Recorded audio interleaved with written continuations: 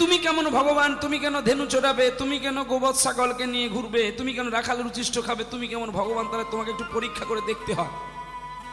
আর যারা যারা ভগবানের সঙ্গে পরীক্ষা করেছে তারা তারা আগে বেশি মরেছে। পরীক্ষা করো কিন্তু সেবার অপরাধ করো না। সেবার অপরাধ করেছিল ব্রহ্মা, তাই তাকে মুসলমানের ঘরে আসতে হয়েছিল হবিউল্লাহ মিয়ার পুত্র রূপে, ফতেনা বিবির কোলে, নাম তার হারেস কিশোর, যেটা চৈতন্য চরিতামৃত বলল, আমি নয়। তাহলে মুসলমানের ঘরে থেকেও 22টা বাজারে বেত্রাঘাত খেয়েও কৃষ্ণকে হরিকে জয় করে নিয়েছিল। আজকে আমরা সনাতনী গর্ভে জন্ম নিয়ে আমরা জীবনে কি করলাম? আমরা শুধু লোকের নিন্দা ছাড়া আর কোনোদিন কিছু করতে পারলাম না। আজকে ভাবুন তো, আমরা এখনকার আমরা যে কীর্তনী, মানে আমি এখনকার বললে ভুল হবে, অনেকজনকে বলা হবে অপরাধ। আমি কীর্তনেরই জানি না, অথচ এই অধমের কীর্তন শুনবেন বলে একজন পরম কীর্তনে এসেছে। আমার বাসাতে গিয়ে অনেকক্ষণ কথা বলছে, কি বলছে জানো? যদি একটু পাই। হে মহাবীর, ভীষ্ম কখনো কারোর কাছে কিছু চায় না গো, চেয়েছে অর্জুন। অর্জুন যদি না ভীষ্মের কাছে ভিক্ষা চাইতো, ভীষ্মর কি সরসজ্জাটা হতো? হে বীর, তোমরা আমাদের কাছে বড় গর্বিত। দূরে থাকলেও তো আমার এক বাবু সোনা আমাকে পরিচয় করিয়ে দিলেন ওনার সঙ্গে, উদয় বাবুর সঙ্গে, যিনি হ্যান্ডস করেছিলেন। আমি ভুলে গেছি উনি আমার দাদা ভাইয়ের নামটা, তিনি আমাকে প্রকাশিত করলেন। আজকেই উনাকে আমি দর্শন করলাম। দেবনারায়ণ বাবুর সঙ্গে যিনি ছিলেন, দুহার করেছিলেন। কাছে যদি থাকে একটু আসলে ভালো হতো। এ জীবন তো অনিত্য গো। কুরুক্ষেত্রের রণভূমিতে কৃষ্ণ বাসুদেব সেজে পার্থ অর্জুনকে অনেকগুলো কথা বলেছিল। জানো পার্থ, এই কুরুক্ষেত্রটাও কিন্তু অনিত্য, এ পৃথিবীটা অনিত্য, আকাশ বাতাস অনিত্য, তুমি অনিত্য, আমি নিত্য। শোনো পার্থ, নিত্যের সন্ধান করলে অনিত্য জয় হয়। তাই আপনাদের মতো মহাবীরের সান্নিধ্যে লাভ করলে আমাদের অনিত্যটা অনেক দূরে যায়। অনিত্যানি শরীরানি, শরীর তো অনিত্য। এই অনিত্য শরীরকে নিয়ে কেন মিছে মায়া করি? তাই রাধাকান্তির ভাব, গোবিন্দের জন্য মালা নিয়ে গেছে রাধারানী, মালা পরাবে কৃষ্ণ চাঁদকে। আর খেলারসে যখন সখাদের সঙ্গে মত্ত ছিল আমার গোবিন্দ, ওই সময় বলে দিল, এখন আমি যাব না, তুমি চলে যাও। মাথায় হাত দিয়ে বলে দিল। ললিতাকে বলছে, আমার বধূ কেন মাথায় হাত দিল রে? না, তোর বধূ বলছে কেশর কুঞ্জে শয্যা সাজাতে তোর বধূ তোর কাছে নিশি যাপন করবে। এই বলে রাধারানী তাড়াতাড়ি করে জল নিয়ে বাড়ি গেলেন, আর সখীদের বলল, তোরা কুঞ্জ সাজা, আমার প্রাণনাথ আসবে। তাই কুঞ্জ সাজারে শোন মনে রে হক আমরা শান, আজ নিশিতে আসবে আমার বধূ ঘন শ্যাম। জাগার গানটা গাইলাম না, এমনি কথাই তুই চলে যায়।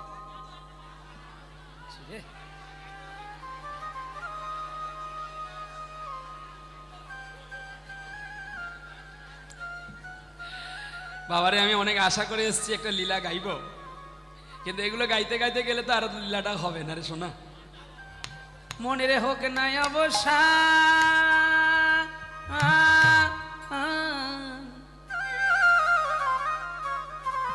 আজ নিশিতে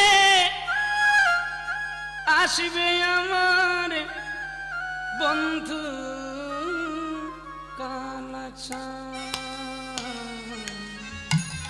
বন্ধু কালাচাঁদ হোক না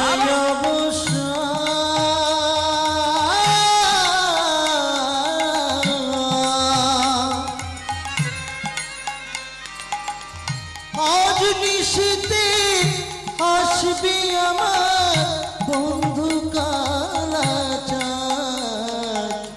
বন্ধু কালাচাঁদ। এই বন্ধু কালাচাঁদের কাছে প্রেম আছে। বন্ধু কালাচাঁদ, বন্ধু কালাচাঁদ, মনে রে ওকে না অবসান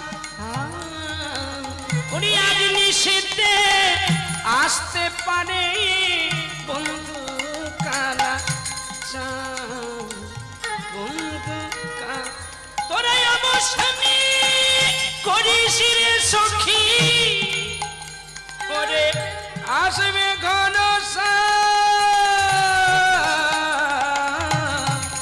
ওকে না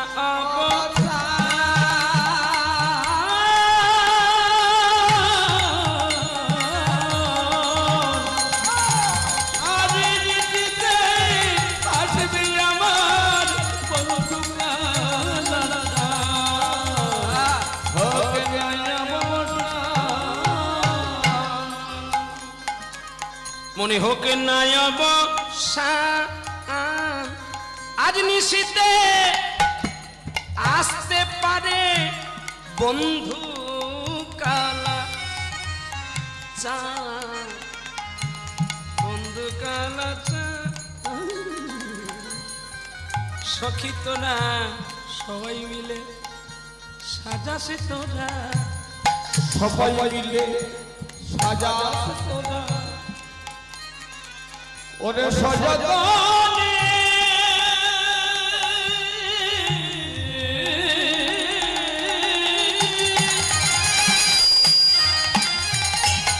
ওরে সজনে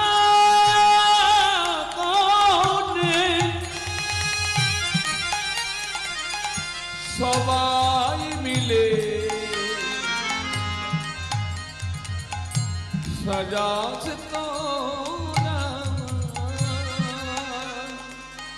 সখীদের বলছে যত্ন করে কুঞ্জ সাজায় আমার গোবিন্দময় আসবে। আর ওই পথে গোবিন্দময় আমার চলছে গো। কালো সোনা কালো রাতে চুপি চুপি করে যা, হ্যাঁ চুপি চুপি ফুলো আনে কেবা শিবা যায়। আজকে চুপি চুপি করে চলছে, কিন্তু চুপি চুপি করে কৃষ্ণ গেলে কি হবে? একজনের স্বভাব বড় খারাপ, বলবো আগের দিকে বলছো স্বভাব খারাপ কথা বলবো না, শোনা চান আমি কোনোদিন তোরা পর না, আমি খুশি। এই ও দেখো এই মনিহার আমার শোভা নাই পায়, আমি কোনোদিন পড়ি। আপনারা কোনোদিন দেখেছেন কি আমি পড়েছি? যদি কেউ পেছন থেকে এসে বদমাশি করে পড়িয়ে দেয় সেটা আলাদা। আমার নিতাই চাঁদের নিতাই তন্ত্র সার একটি গ্রন্থ আছে, আর একটি গ্রন্থ যেটি রূপ গোস্বামী প্রভুপাদ কলমপাত করেছিলেন, চরিত্র সুধা। এই গ্রন্থটি বললে আপনি অবাক চিত্ত হবেন। আমাদের সনাতনী ধর্মের বুকে বড় দাগ দিয়ে গেছে একটা মুসলমানের ছেলে, যার নাম ডক্টর এপিজে আব্দুল কালাম। তিনি বলেছেন ভালো গুণের মানুষ হলে সাজার দরকার নাই। ভালো গুণের মানুষ চিনবি কি করে? না, যে নিজে না পড়ে অপরকে পড়িয়ে দেয়। একদিন সবাই তোকে ভালো বলবে, শোনা তোর সেজে লাভ কি? আমি যত সাধুদের জীবন কাহিনী পড়ি তা থেকে আমি আরো বিরল হয়ে যাই যে সত্যি তো আমি কোথায় পড়ে আছি। তারা কত ত্যাগ করেছে, আমি একটা সামান্য মালার আশা ত্যাগ করতে পারি না। বলো, আজকে যিনি মালা পরাতে আসলেন তিনি আমার দাদুর বয়সী। তিনি কতগুলো মালা নিয়ে আছে, মনে মনে করছে আমি যদি কীর্তনিয়া হতাম রে, একটা মালা পরতে পারতাম। আজকে সমাজে অনেক ভক্ত বসে আছে, প্রহ্লাদ আজকে কীর্তনিয়া হয়েছে বলে একটা মালা পরলো। না না না, আমি একটা দৃষ্টান্ত আপনাকে না, আমি দৃষ্টান্ত দিচ্ছি। যারা কীর্তন শুনতে এসেছে, যদি আমি কীর্তনিয়া হতাম একটা ভালো মালা আমি পরতাম। ভাগ্যের পরিকাশ কল্পনা, আমি কীর্তনে বলে ভালোটা পরে নিলাম, কিন্তু আমার পড়াটা না আমি তোমাদের দিতে পারবো, আর না আমি আমার গোবিন্দকে দিতে পারবো। বলে কেন? অনেকে তো কীর্তনিয়ার মালা নিয়ে গলায় পরে নেয় সেটা জোরে, কিন্তু পরনীয়টা অপরাধ। বলবে কেন? একদিকে পরে শাস্ত্র মতে ঠিক, আবার একদিকে কিন্তু ভুল। বলে কেন? না, ভগবানের কাছে যদি ভগবানের ভক্ত বড় হয় তার কৃষ্ণ নামের চেয়ে, ভগবানের ভক্ত যদি ভগবানের নামের চেয়ে ভক্ত বড় হয়, তাহলে আমরা কত বড় যে আমাদের উচ্ছিষ্ট মালাটা ভক্তকে। এই জন্য কৃষ্ণ নিজে বলেছে, ভক্ত মোর মাতা পিতা, ভক্ত মোর গুরু, ভক্ত রেখেছে নাম বাঞ্ছা কল্প। অতএব এই সমাজে কত জ্ঞানী, কত গুণী, কত পণ্ডিত, কত সাধু মানুষ, কত বৈষ্ণব মানুষ, কত ব্রাহ্মণ মানুষ বসেছে, তাদের কাছে যদি আমি মালাটা পরে নিই, উনাদের আত্মায় অনেক কষ্ট লাগে। তাই আমি সবার কাছে অলঙ্কৃত করে সবার চরণে পড়িয়ে দিলাম, আর আমি সবার চরণে ভিক্ষা চেয়ে নিলাম। এইটুকু আমি অপরাধ করি হরিনামের আসরে, আপনারা আমায় ক্ষমা করে দেবেন। নিতাই গৌর। তাই এখন বলবো, কথাটা বলবো, আগের দিকে বসেছো, রাগ করবি না তো? মুখটুক বাঁকাস নি, ভালো করে বল হ্যাঁ না। রাগ করবি না তো? মা মা বলে ডেকে নিয়েছি, রাগলে আমার দুঃখ নেই, আমি বড় হয়ে গেছি। কাজে কৃষ্ণের যে পায়ে একটা থাকে না, তোমরা যেটা পড়ো, কি সেটা? নূপুর। আয়ে না বানাম क्या करूं, আমি কি করব? ও যদি বাজে, আয়ে না বালাম, क्या करूं सजना, आए न बालम, क्या करो सजना, आए न बालम, क्या करो सजना, आए न बालम। तारी पति पित मुरी, तारी पति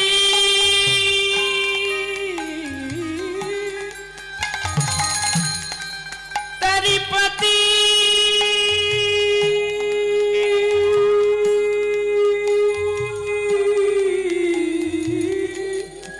প্লেন থাকো, এত হাত দিও না, যেমন ছিল তেমনি করে দাও। তারি পতি পিত মুরি তনু দিন রাতিয়া, आए न बालम, क्या करो सजना, आए न बालम, क्या करो सजना, आए न बालम।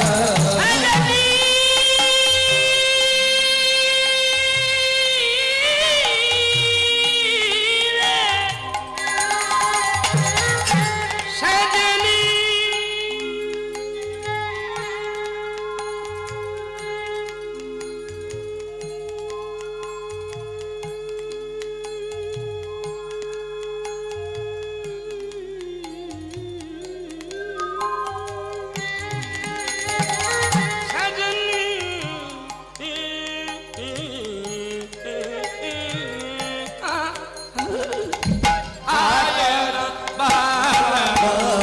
क्या करो सजना, आए न बालम, क्या करो सजना, आए न बालम, क्या करो सजना, आए न बालम।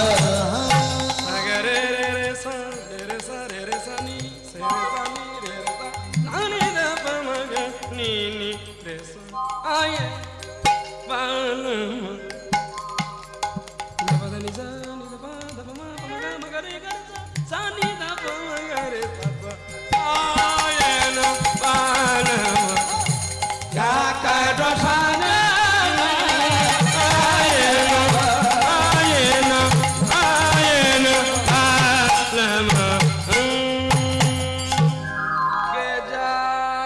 के जाए বাজায় কে বা কে যায় কে যায় না না না নুপুর বাজায় রাঙা পায়গো কে বাজায় কে বাজায় কে বাজায় কে বলো কে বাজায় বাজায় কে বাজায় কে বাজায় কে বাজায় নিশিরাতে শোনা যায় কে বাজায় কে বাজায় আরে নিশিরাতে শোনা যায় কে বাজায় কে বাজায় নয়নে নাই দেখা যায় কে বাজায় কে বাজায় নয়নে নাই দেখা আরে যায় কে বাজায় কে বাজায় নপুর শব্দ শোনা যায় কে বাজায় কে বাজায় একটু ফিরে দেখি গো একটু ফিরে দেখি গো কত পানে কে বাজায় একটু ফিরে দেখি গো বানে কে বাজায় একটু ফিরে দে। নাকে নাকে কথা কয় কে বাজায় কে বাজায় নাকে নাকে কথা কয় কে বাজায় কে বাজায় না দিন দিন না দিন দিন না কে বাজায় কে বাজায় বাজায় কে বাজায় আরে কে বাজায় কে বাজায় বাজায় বাজায় কে বাজায় আর কে বাজায় নিশিরাতে শোনা যায় কে বাজায় কে বাজায় শোনা যায় কে বাজায় কে বাজায় আগে শুনি নাই রে আগে শুনি নাই রে এমন করে শব্দ আগে শুনি নাই রে এমন ভাবে শব্দ আগে শুনি নাই এ যে রমণীর মনে কাড়ে আগে শুনি নাই রে মনের মনে গড় আগে শুনি নাই রে তুই মন বসে থাকিয়া কে বাজায় শুনতে পাস না মনটা যেন কেড়ে নিল কে মানে যাই ছুটে এই কে যাও দাঁড়াও তো। পদ্মা চন্দ্রাবলীর সখী পদ্মা ঘিরেছে গোবিন্দকে আর গোবিন্দ আসছে রাধার কুঞ্জে যাবে বাসক সজ্জা সজ্জা সাজিয়ে রেখেছে যাবে চন্দ্রাবলীর প্রিয় সখী দাসী পদ্মা ঘিরে ফেলেছে তোমাকে যেতে দেবো না কেন তুমি জানো না তুমি কোথায় যাবে আরে আমার ধবলী নামে বাছুরি হারিয়ে গেছে চিন্তা করতে পারে না ভগবানও মিথ্যা কথা বলে কখন জানো ভক্তের কাছে যাবে বলে আরেক ভক্তকে মিথ্যা বলে তোমার এতক্ষণ বাছুর খোঁজার সময় নেই মাঝরাতে তুমি বলছো বাছুরি খুঁজতে যাবে আরে চন্দ্রা রে সর্বনা ছুটে আয় চন্দ্রা ছুটে আসলো চন্দ্রা ছুটে যাবে কি হয়েছে আরে তুই যার জন্য প্রতিদিন বসে থাকিস এই তো কাছে এসে নিয়ে যা বলে বধূ তুমি এত রাতে কোথায় যাবে ওগো চন্দ্রা গো তুমি বোধহয় জানো না আমি নবলক্ষ ধেনু চড়াতে গিয়ে আমার একটা ছোট্ট ধবলির বাছুরি হারিয়ে গেছে তাই আমি যাচ্ছি ওই গোচারণে কোনো কণ্টক বনে আমার বাছুরিটাকে আমি খুঁজে আনবো বলে ওগো প্রাণবধূ তোমায় এত কষ্ট করে যেতে হবে না ব্রহ্মা শিব যারে ধ্যানে নাহি পায় ধানে নাহি বা সে ধনে বঞ্চিত হলে আমার বলো কি হবে উপায় কি হবে কি হবে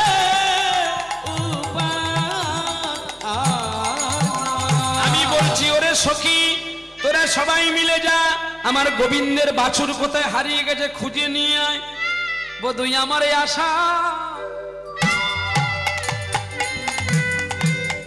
তুমি পূরণ করো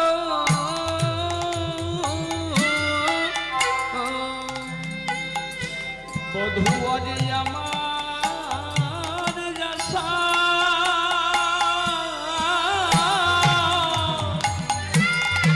তুমি পূরণ করো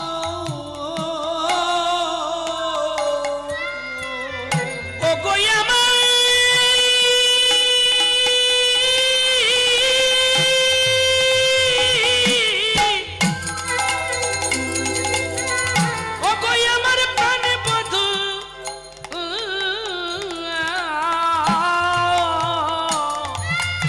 বধু গই আমার আশা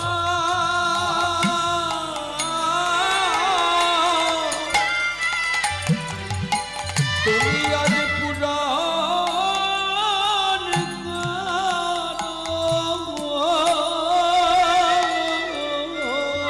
গোবিন্দ বলছে এ কি করে হয় আমি তো পারবো না তুমি পরবধূ তাহলে তুমি রাধার কুঞ্জে কেন যাও হরি বলো বলো রাধার কুঞ্জে কেন যাও হরি বলো আমার কি নেই আমি তোমায় দিতে না পারি বলো রাধার কুঞ্জে কেন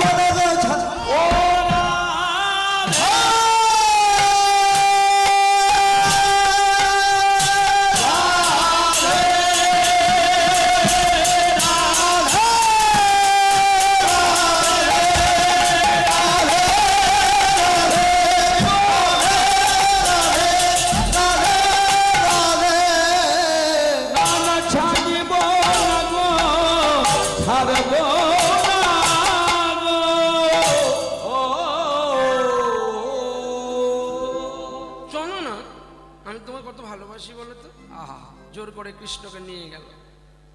কিন্তু নিয়ে গেলে কি হবে? জোর করে ছোট এঁচোড়কে যদি আপনি গ্যাস বাইট দিয়ে দেন, ওটা পেকে যায় বটে, কিন্তু কাঁঠালের স্বাদ কি হবে? ছোট নরম কলা আপনি কার্বাইড দিয়ে দিলেন, কি ঔষধ দিয়ে দিলেন, ও পেকে যায়। কিন্তু পুরুষটি কলার মতো স্বাদ হবে মা? হবে কি? ঠিক তেমনি কৃষ্ণের ইচ্ছা নাই, চন্দ্রাবলী জোর করে নিয়ে গেল। আর নিয়ে গিয়ে দেখবেন যে সাধন ভজন জানে না, সে তো অপরাধী করেই। চন্দ্রাবলী এমন অপরাধ করলো, রাধার কুঞ্জিতে গোবিন্দ ধরা পড়ে গেল। কারণ তার নিজের শাড়ি নাই, চন্দ্রাবলী শাড়ি পরে পালিয়ে গেছে, মুখে সিঁদুরের দাগ, কাজলের দাগ, ক্ষত বিক্ষত, নখ নির্গত, আর মুখখানি শুকিয়ে গেছে ঝামর বুধতায়।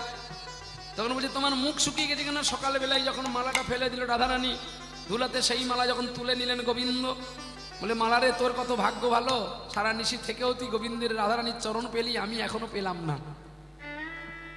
বলে তুমি এখনো এলে কেন? তোমার মুখ কেন শুকিয়ে গেছে? না মদন জোরে, আমার মদন জোরে, আমার রাতের রাতে আমার মদন জ্বর আসে, ও এই জন্য তোমার বদন শুকিয়ে গেছে? বলছি হ্যাঁ। তাই তোমার বুকে এগুলো নখের দাগ কেন?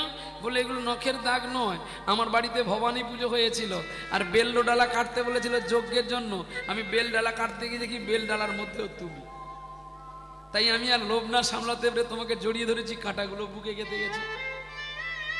তুমি আমাকে এত ভালোবাসো। রাধারানী বুঝে নিলেন তাহলে গোবিন্দময় কতখানি ভালোবাসে। বলে তাহলে তোমার মুখে কেন সিঁদুর? তুমি এটা জানো না, সংকল্পিত হলে সিঁদুরের টিক দেয়, তুমি জানো না? তো ঠিক কথা বলেছো তুমি। তাহলে তোমার এখানে কাজল কেন? এটা কাজল না, কাজল না, তাহলে ওই যে যোগ্য ফোঁটা দিতে এসে চুমু খেতে গিয়ে লেগে গেছে, তাই।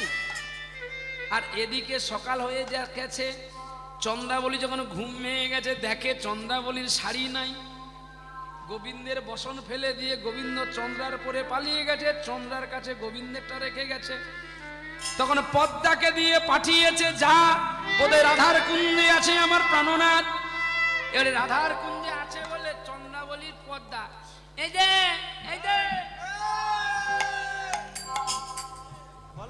একটু এদিকে আঁটো না, তোমারটা না চন্দ্রাবলীরটা দাও। ললিতা বলে হত চারি, তুই এদিকে আয়। কি বলছি তো তন তন কথা বলতে পারি না, এদিকে আয় না।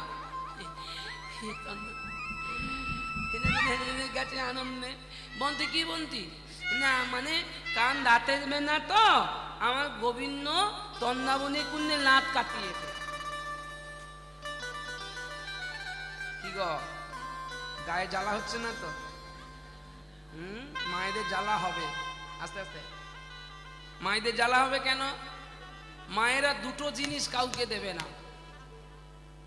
কি কি বলো? আগে জমকে দেবে 7 পো, কিন্তু পাড়ায় কাউকে দেবে না 1টা পো। কারোর ছেলে নাই, তোমার 7টা ছেলে, তোমাকে যদি পাড়ার কেউ বলে তোর তো এতগুলো ছেলে, আমাকে একটা দেখেও দেবে? মানে না খেতে পাবে না, বাবা মরে যাক যাবে। সে জমকে দেবে, কিন্তু পাড়ার কাউকে দেবে না। আর কি দেবে না? তার স্বামী মাতাল হোক বটে, কিন্তু যদি কোনো মেয়ের সঙ্গে কথা বলে, সে তখন চিফ মিনিস্টার হয়ে বলবে তুমি কেন কথা বলেছি, জবাব চাই, জবাব দাও। কায়দা আছে নিতাই গো, কাঁদবে কেন? 2-4 গা মেরে দিবে স্বামীকে, মেরে দিলে কাঁদো কেন? স্বামী বলবে কান্নাকে একদম কানা হবে না, লোকে জানলে কি বলবে আমাকে? চুপচাপ, কালকে আবার বোতল কেনার দাম দেবো। তুমি কত ভালো, তুমি আমাকে মারো, কিন্তু তুমি আমাকে বোতল খাওয়ার পয়সা দাও। এরকম করে স্ত্রী আছে, স্বামী আছে গো। আপনাদের ঘরে আছে কিনা জানি না, তবে আমাদের নবদ্বীপে আছে। আমার একদম আশ্রমের কাছে একটা বৌদি আছে, যে প্রতি বছর তারকেশ্বর যায় 1 মাস জল ঢালতে। তার মতো সতী নারী এখন জগতে দেখা খুব কম। একদম গর্ব করে বলি, বুক ফুটিয়ে, ওয়ারেন্টি নয় গ্যারেন্টি দিয়ে। তার কিন্তু ভাঁড়ে জল নাই। সে যে প্রতি বছর প্রতিদিন জল ঢালতে যায়, তার একটাও কলসিতে জল নাই। আমি বলি বৌদি তুমি জল ঢালতে যাও, তোমার কলসিতে জল নাই কেন? বলে তোমার মতো কি হত ছাড়া বাবাজি আমি নাকি? রাত জেগে জেগে কীর্তন করবে, আমি বিনে পয়সায় সব কামাল করবো। বলে কি করে? বলে আমি তো ভাঁড় শুধু কাঁধে রাখি, আর দেখছো না 4 বস্তা বিস্কিট এনেছি, ওই যে জল নিয়ে যাই সকালে তো বিস্কিট দেয়, কোল্ড ড্রিঙ্কস দেয়, ওগুলো তো ব্যাগে ভরি। আমি কি শিবের কাছে যাই নাকি জল ঢাল? শিবের কাছে জল ঢালতে গেলে বাঁকের ভার সামলাবো না বিস্কিট প্যাকেট সামলাবো? তুমি দেখছো না তোমার দাদা প্রতিদিন মদ খায়? আমি হ্যাঁ বৌদি তুমি খুব ভালো গো, তোমার মতো কালকে দিয়েছি জুতো দিয়ে গোটা। আমি বৌদি তোমার যদি চরণ ধুলি একটু দিতে না, আমি মাদুলি করে গলায় রাখতাম। বলি কেন? না তুমি কেন ভগবান আগে তোমাকে এই মহাভারতের প্রথম পাতায় নাম দিল না? বলে তুমি তো ঠাট্টা করবে আমাকে দেখে। আমি না ঠাট্টা না, তুমি এখনো কথা বলছো যে আমি কালকে স্বামীকে জুতো পেটা করেছি।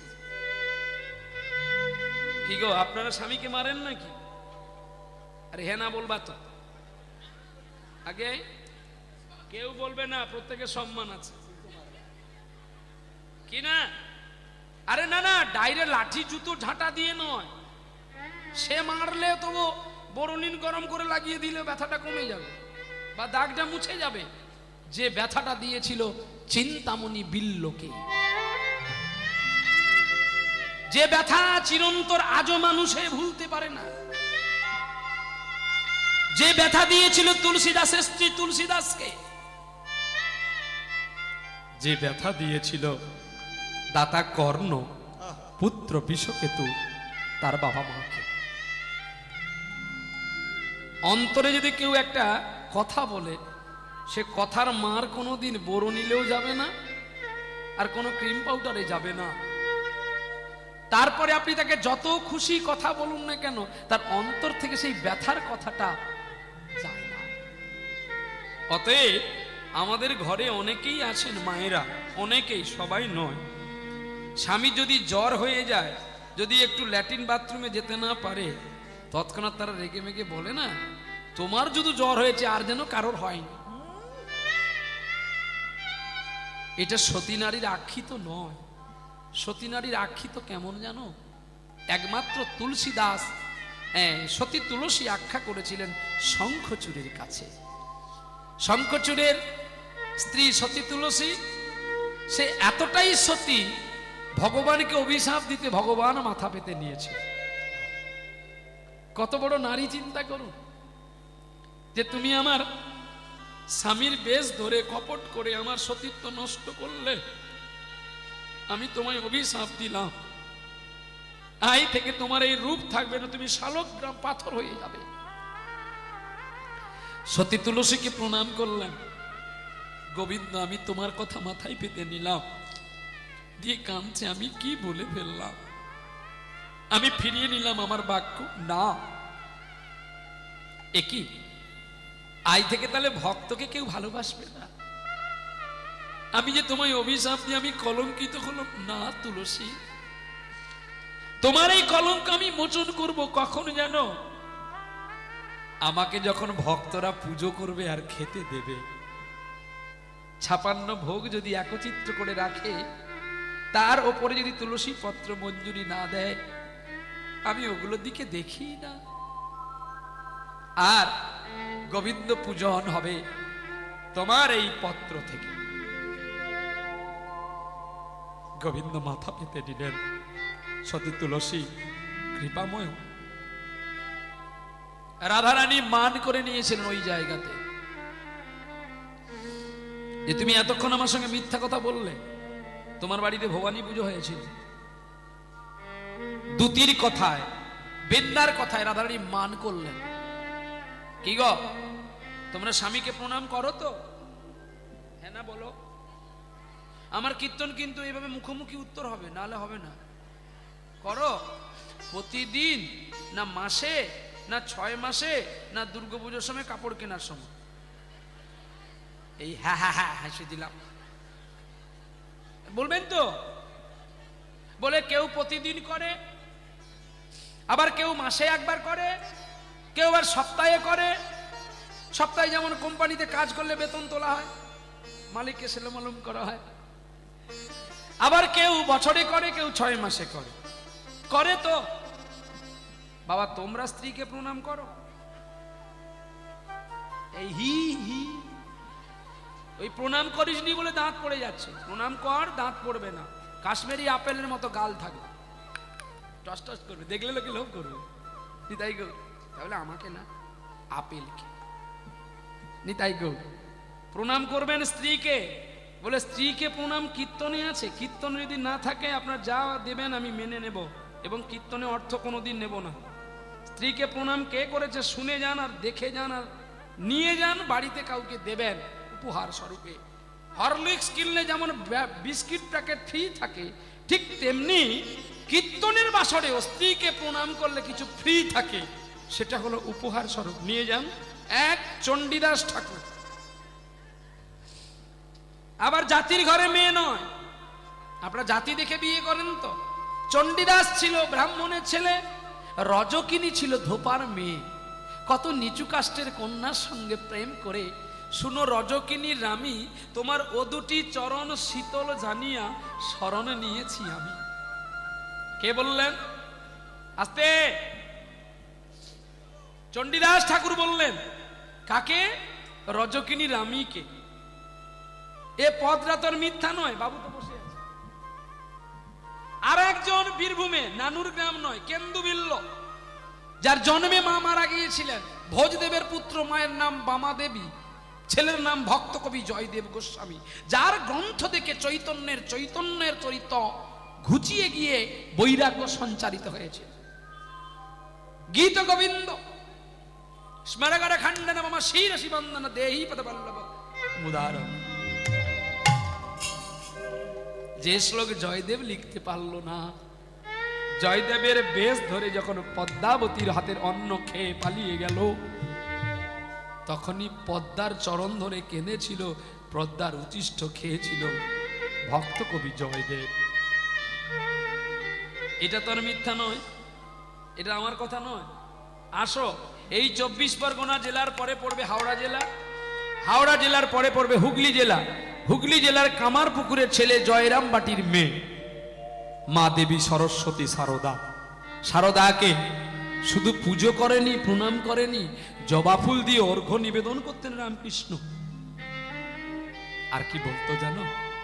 একদিনেরই জীবন তবু, এক লাইন গাইবে, জবারে তোরে কপালে ভালো, শ্যামা মায়ের চরণ তলে, শ্যামা মায়ের চরণ তলে, তোরি শুধু ঠাঁই যে। একদিনেরই জীবন তবু জবারে তো কপাল ভালো। তাহলে সারদাকে প্রণাম করেছিল কে? রামকৃষ্ণ পরমহংসদেব।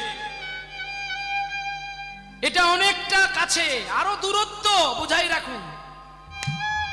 কেরালা কর্ণাটকে কৃষ্ণবেণী নদীর তীরে কর্মবাদী গ্রামে একটা ব্রাহ্মণের ছেলে একটা নটিপতিতা বেশ্যাকে প্রণাম করেছিল, নাম চিন্তামণি।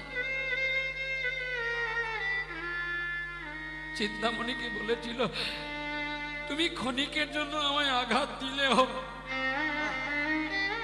আমি তোমায় ভুলতে পারবো না, কিন্তু চিন্তা, আমি যদি তোমাকে সত্যি ভালোবেসে থাকি, একদিন আমার জন্য তোমাকে ভাবতে হবে, আর আমার জন্য তোমাকে কাঁদতে হবে। বৃন্দাবনে ভগবান রাধা গোবিন্দের কাছে লুটিয়ে প্রণাম করেছিল বিল্বমঙ্গল চিন্তামণিকে। আর কে প্রণাম করেছে জানেন? আজকে যার কীর্তন শুনতে আপনারা এসেছেন, কীর্তন চূড়ামণি ভগবান কৃষ্ণ। আপনারা আমরা প্রেম করলে চুম্বন করি বদনে, আর কৃষ্ণ চুম্বন করেছে রাধারানীর চরণে। আর চুম্বন করতে গিয়ে কি বলেছিল জানো? বধূকে কি আর বলিব আমি, কি আর বলিব আমি। আসো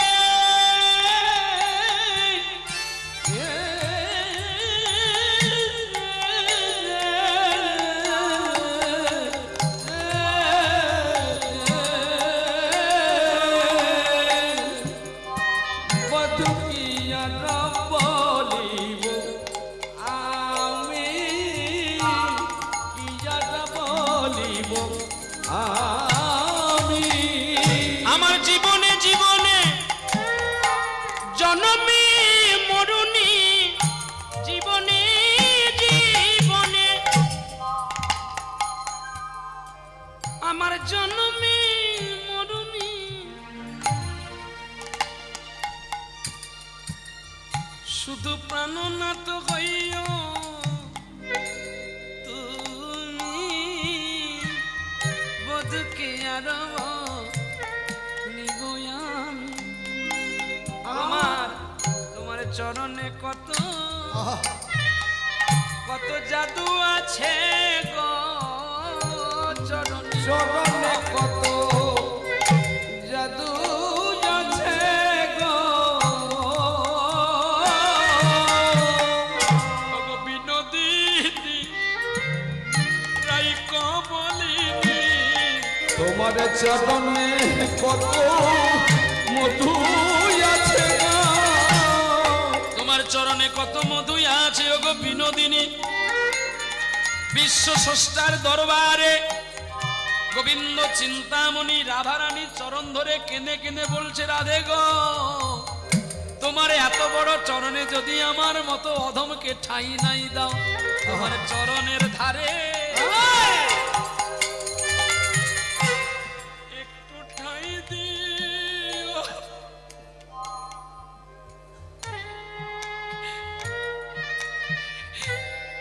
বিনোদিনী আরে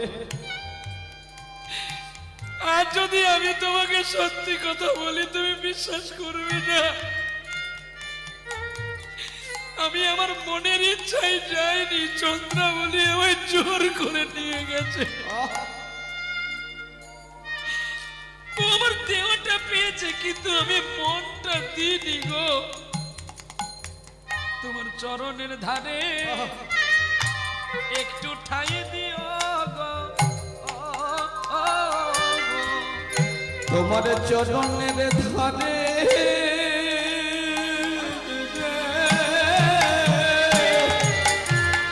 একটু ঠাই দিও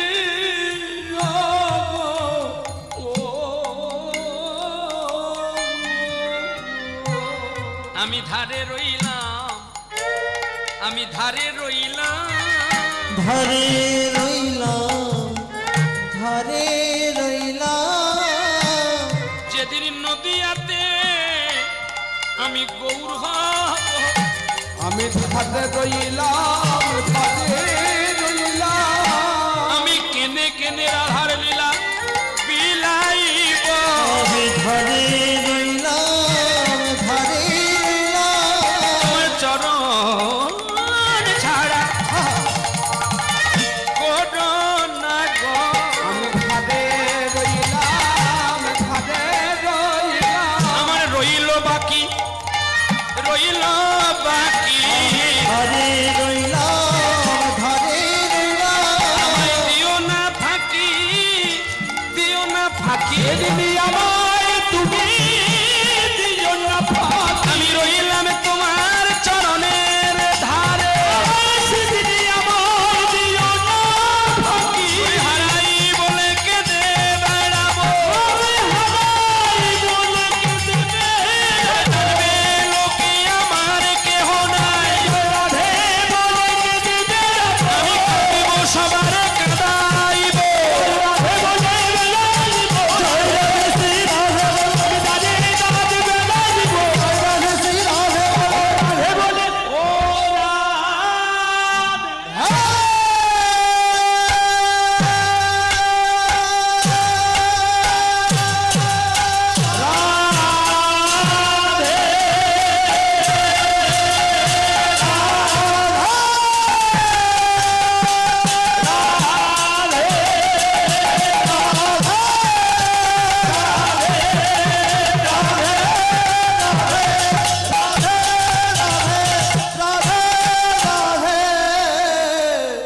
আমি ধারে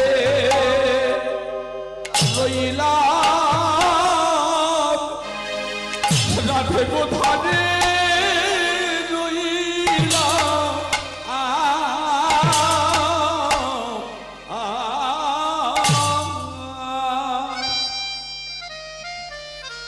তাই রাধারানী চরণের ধারে রইল। ধারে মানে এক পাশে, আবার ধার মানে ঋণী।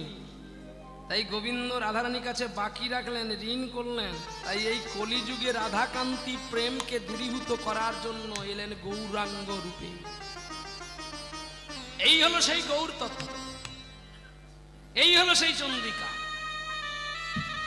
কৃষ্ণ শুধু একা গৌর হয়ে আসেনি, রাধার ভাবে ভাবিত হয়ে।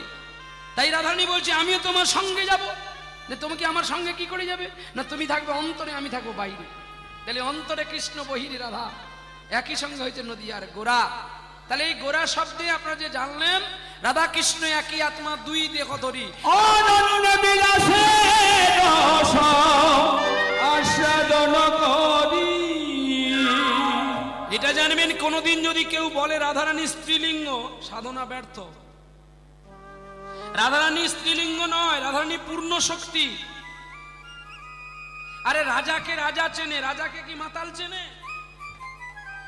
ধনীকে ধনী চেনে, ধনীকে ভিখারি চেনে। পণ্ডিতকে পণ্ডিত চেনে, পণ্ডিতকে মূর্খ চেনে। তাহলে যিনি রাজা, তিনি রাজাকে চিনেছে।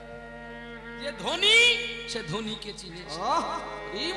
কৃষ্ণ পূর্ণ ব্রহ্ম শক্তি, আর তার শক্তিকে বহিঃপ্রকাশ করার জন্য কৃষ্ণের অঙ্গ থেকে যে সৃষ্টি হলেন, তিনি হলেন শক্তি রাধা। হ্যাঁ, এ তার অভিসম্পাদ হয়ে মামি হয়ে এসে সেটা আলাদা প্রশ্ন। কিন্তু কৃষ্ণ যা করেছে তার সমালোচনা করবেন না, কারণ কৃষ্ণ ষড়ৈশ্বর্য পূর্ণবান। তিনি 16,108টা মহিষীকে নিয়ে খেলা করেছিলেন। কিন্তু তাই নয়, এই বিশ্ব ব্রহ্মাণ্ডে অনন্ত কোটি জীব, এক বৃক্ষ থেকে, কৃমিকীট থেকে, পশু পাখি, গুলমলতা থেকে মনুষ্যাদি সকলকে তিনি রমণ করতে আছে। রাধে রাধে। আর তবু তার রমণে কিন্তু ব্রহ্মক্ষয় হয় না। যার আছে জমা তার কি করতে পারে? তার সারা জীবন ক্ষমা। যার নাইকো জমা, তার নাইকো ক্ষমা। যার আছে জমা, সে পাবে ক্ষমা। যার নাই জমা, সে হবে জমের ঘরে জমা।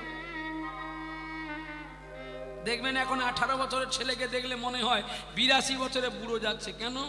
মাল সব শেষ। তো যেন পুতুল গোস্বামী চলছে গো নবদ্বীপের পথে। আমরা দেখি পুতুল গোস্বামী, আমরা দেখেছিলাম নদিয়ায় গৌর সুন্দর গোস্বামীকে, নিতাই চাঁদ গোস্বামীকে। এখন সব ছেলেগুলো সব মোবাইলে ফ্রি ফায়ার খেলছে আর নোংরা নোংরা ছবি দেখছে। মাল যা ছিল সব বের করে দিয়েছে। ব্রহ্মবস্তু আর ঘরে নাই, ওই জন্য ঠেলে দিলে জাহান যায়, মনে হয় যেন মাতাল চলছে, কিন্তু মদ খায়নি। এ আসল মদ তো বের করে দিয়ে বদ সেজে গেছে। এই জন্য যার সাথে জমা, তার সারা জীবন ক্ষমা। যার নাই জমা, সে জমালোকে জমা। নিতাই গৌর হরিব। চলো আর নষ্ট করবো না সময়, এমনিতে সময়গুলো খুবই ছোট্ট, আর তার মধ্যে অনেকটা সময় এদিক ওদিক করে হারিয়ে গেছে। চলো নিতাই গৌর, যেটুকু আমার কর্মে আছে সেটুকু নিয়ে যেতে হবে। না কমিটিকে দোষ দিতে পারবো, না আমার সুন্দর গোপাল ভাইকে দোষ দিতে পারবো। এটা আমার কর্ম। অদিষ্ট কর্মে যা লেখা থাকবে তাই জীবকে কেউ খণ্ডাতে পারে না। নিতাই গৌর, চলো আমরা সকলে মিলে যাই। আজকে শুনবো মদন মোহিনীর কাহিনী, যেটা বিষ্ণুপুর বাঁকুড়াতে ঘটেছিল। 6 মণ তেলে যার রান্না হতো, 1 মণ তেলে যার প্রদীপ জ্বলতো, রাজা দুর্জন সিং সেই গোবিন্দকে বন্ধক দিয়েছিলেন কলকাতার বাগবাজারে। চলো নিতাই গৌর। তাহলে এই গোবিন্দের লীলা আস্বাদন করতে গেলে আমাকে একটু সময় দিতে হবে, মানে জাস্ট 2 মিনিট। একটা ছোট করে একটা জামালি করে নিয়ে আমরা লীলার মধ্যে আস্বাদন করব। চলো। ওরে বাসু কহে কহে না গো লোহা মারি রে এ এ এ বাসু কহে না বলো হামারি রে। বাসু কহে যা যা যা হে না তে তাগি তাগি তাগি তাগি তাগি না হে যা হে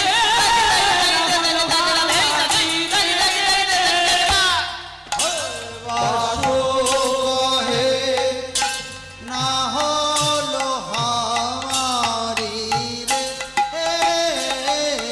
খানা দিন তক ঘটা দাঘি দরে দরে গড়ে দানা দিন তক ঘটা দাঘি দরে দরে গড়ে ধা দরে দরে গড়ে ধা দিন দরে গড়ে ধা দিন দরে গড়ে ধা ধানা দিন তক ঘটা দাঘি দরে দরে গড়ে দানা দিন তক ঘটা দাঘি দরে দরে গড়ে ধা দরে দরে গড়ে ধা দিন দরে গড়ে ধা। বাসু কহে না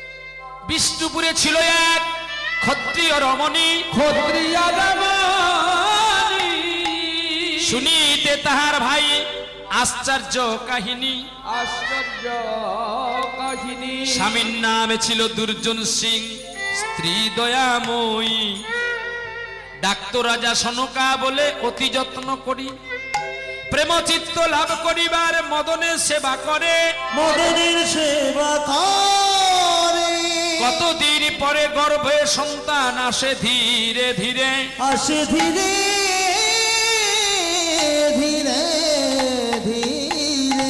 নবম মাস গর্ভবতী যখন হয়েছিল, রাতের স্বপ্ন দেখি পিতা তাহারে জানালো, ওরে দুর্জন রে, আমার আত্মা শান্তি পায় না, তুই একবার গয়ায় এসে আমার পিণ্ড প্রদান করে দিয়ে যা।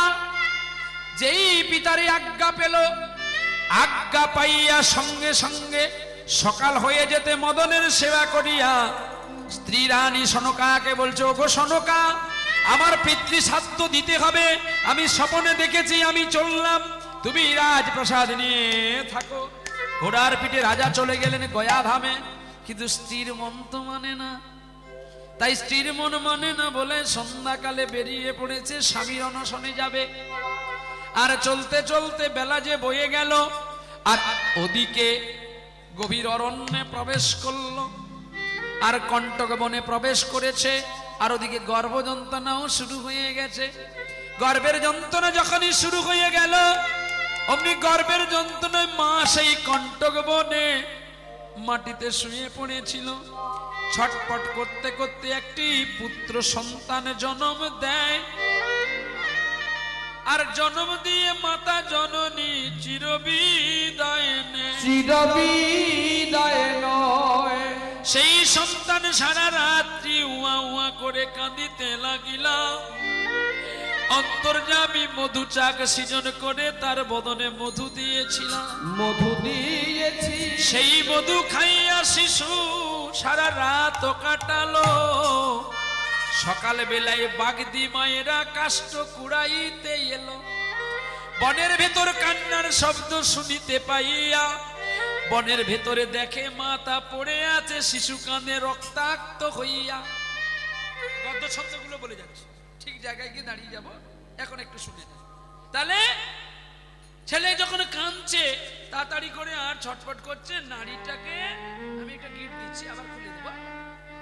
এই নারীটাকে বেঁধে দিল, বেঁধে দিয়ে নারীটা কাটলো, আর মুখে একটু মধু দিল। দুজন বাগদিমাই বিধবা, তাদের কোনো স্বামী নেই। চিন্তা করলে এই ছোট্ট ছেলেকে নিয়ে আমরা কি করব, কিন্তু মনে হয় যেন কোনো রাজরানী, কিন্তু এই মনে কেন? আর একজন বলছে বোধহয় মেরে ফেলে দিয়ে গেছে। দূর পাগলি, মেরে ফেলে দিয়ে গেলে সন্তানটা হবে কি? ভাগ্যের পরিকল্পনা। দুজন মা চিন্তা করলে এই বালকটাকে যদি আমরা বড় করি, তাহলে আমরা এই বালকটার বাবার পরিচয় দিতে পারবো না, কলঙ্কিত হবে। তার চেয়ে চলো না এই ছেলেটাকে কোলে নিয়ে আমাদের গ্রামের শেষ প্রান্তে একটা ব্রাহ্মণ বাড়ি আছে, তার বাড়িতে নিয়ে যাই। এই বলে ব্রাহ্মণ বাড়িতে নিয়ে চলছে, আর মুখে কৃষ্ণ কোনো গান গাইতে গাইতে চলছে, গো আজ কেন গো ফুলের বনে জাগল সিংহ, জাগল সিংহ। আজ কেন গো ফুলের বনে জাগলো শিহরণ, জাগলো শিহরণ।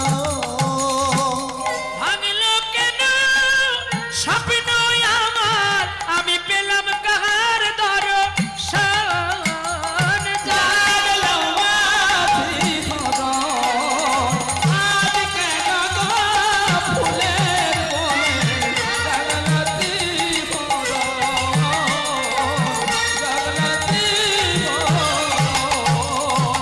কে যেন গো আমার মন যমুনায় আজ কদম্ব তলা উথল করা, যেন রাধা নামে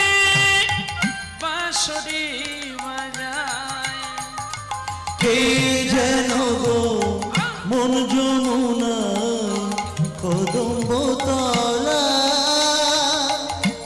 উথল করা রাধা নামী বাঁশরি বাজা বাঁশরি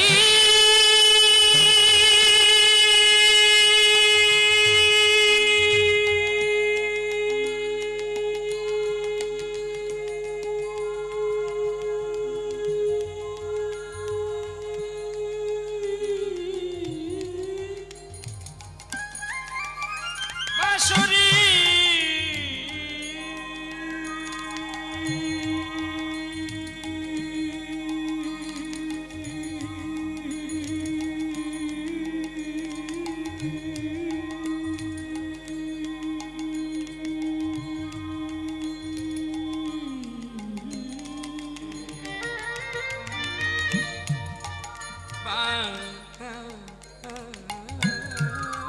বাঁশরি কে যেন গো মন যমুনা কদম্ব তলা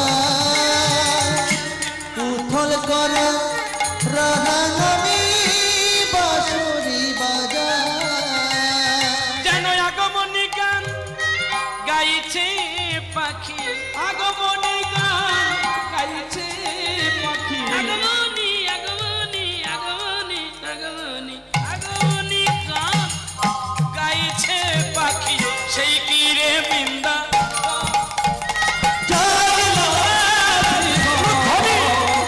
আজ কেন ফুলের বনে জগলাতি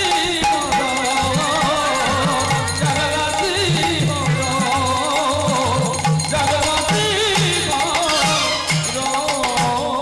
সকালবেলায় ছেলেকে কোলে নিয়ে ছেলে কাঁদছে, আর কাঁদতে কাঁদতে দুজনে মিলে উপস্থিত হয়ে গেল ব্রাহ্মণ বাড়িতে।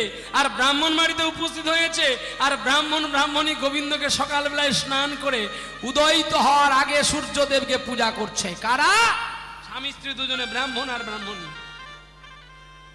অরুণ কান্তিকে গো যোগী ভিখারি, অরুণ কান্তিকে গো যোগী ভিখারি। আজকে অরুণ মানে কমিটি। এই কমিটি যদি সূর্যের মতোই আলো না দিত, যদি এই আয়োজন না করত, আপনারা কি আলোর প্রকাশ পেতেন? আ, আ, আ, আ, আ, অরুণ কান্তিকে গো যোগী ভিখারি, নীরবে এসে দাঁড়াইল হেসে, প্রখর তেজ তব নিহারিতে নারী। অরুণ কান্তিকে গো যোগী ভিখারি, অরুণ কান্তিকে গো যোগী ভিখারি। রাসবি লাসিনী আমি আয়েরিনি,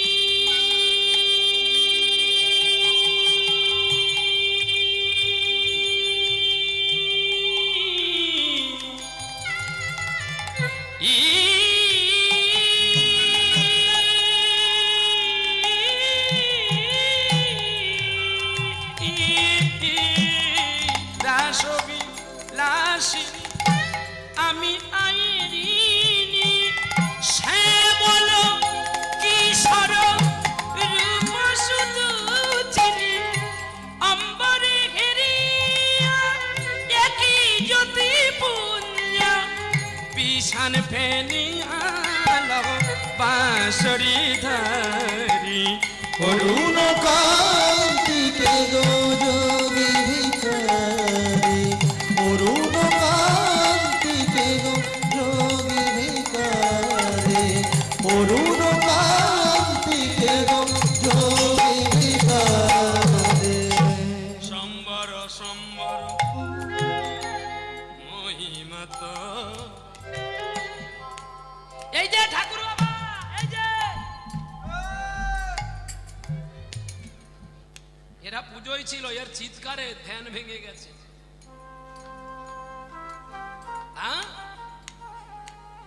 আর বাচ্চার কান্না শব্দ শুনে ব্রাহ্মণী পুজো ছেড়ে দিয়ে, কে গো তুমি কাঙাল বেশে, কে গো তুমি কাঙাল বেশে, কে গো তুমি কাঙাল বেশে, কেন দেশে বিদেশে ঘুরে বেড়াও, দেশ বিদেশে ঘুরে বেড়াও, এই বড় ব্যথার বেত, ও গো এত বড় ব্যথার বেত, কেন নয়ন জলে বক্ষ ভাসাও, নয়ন জলে বক্ষ ভাষাও, কে গো তুমি কাল বেশে, কে গো তুমি কাল বেশে, কে গো তুমি কাল বেশে।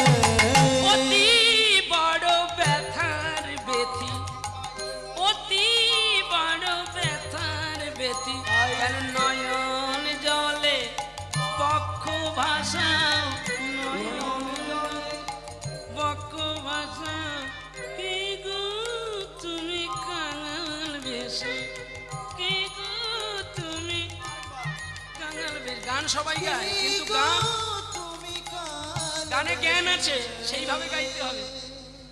মাপা ধানি ধানি ধানি পাপা মাপা নিদা পামা গারে গারে সাসা, কে গো তুমি কাঙাল বেশে, কেন দেশে দেশে ঘুরে বেড়া, আমি বড় ব্যথার বেতি, আমি বড় ব্যথার বেতি, কেন নয়ন জলে বক্ষ ভাসাও, নয়ন জলে বক্ষ ভাসাও, কি গো তুমি কাঙাল বেশে, কি গো তুমি কাঙাল বেশে,